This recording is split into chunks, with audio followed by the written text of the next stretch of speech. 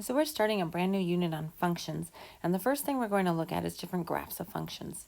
So if I'm looking at our particular piece here under Be Right Back, it says 3 days in a row, a dog owner tied his dog's 5-foot leash to a post outside a store while he ran into a store to get a drink. Each time the owner returned within minutes. So we have different ways how it's described. On the first day, which is going to match this graph down here, the dog walked around the entire time while waiting for its owner.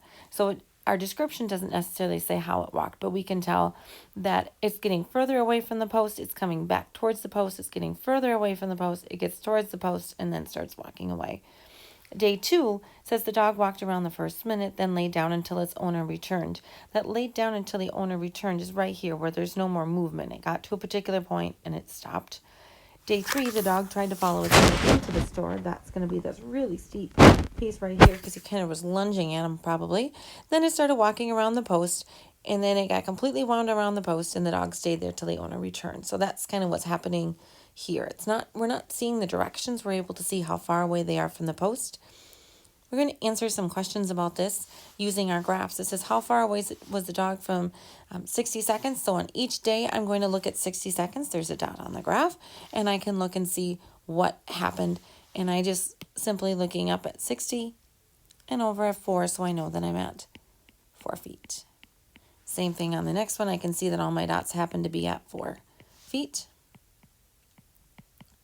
You're going to pause the video and see if you can figure out the bottom pieces down here, B, C, and D. I'm going to go through a couple answers afterwards, so make sure that you pause to see whether or not you understand it. All right, this is where I'm explaining. So on day 1, when the owner left, that means right at time 0. So that would be about 1.5 feet.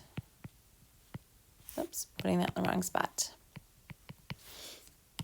And then you can look at that on the other pieces. After 160 seconds, I'm going to just look at my graph and read across. And so I know it's a little bit below 4. I know it's above 3. So I'm just going to say like 3.6 feet. There's kind of a little bit of area that you can have. And then you're just answering your other 2. How many seconds passed before the dog reached the furthest point it could reach from the post? So that's going to be the highest point of my graph. So on each graph, I'm going to look at the second graph just because I have less written on there. That happens to be here at 5 feet. And if I needed my seconds, I could just read down here. And it says about 38 seconds. Just double checking. And again, I would fill in the rest of the piece. It's only asking for the seconds here.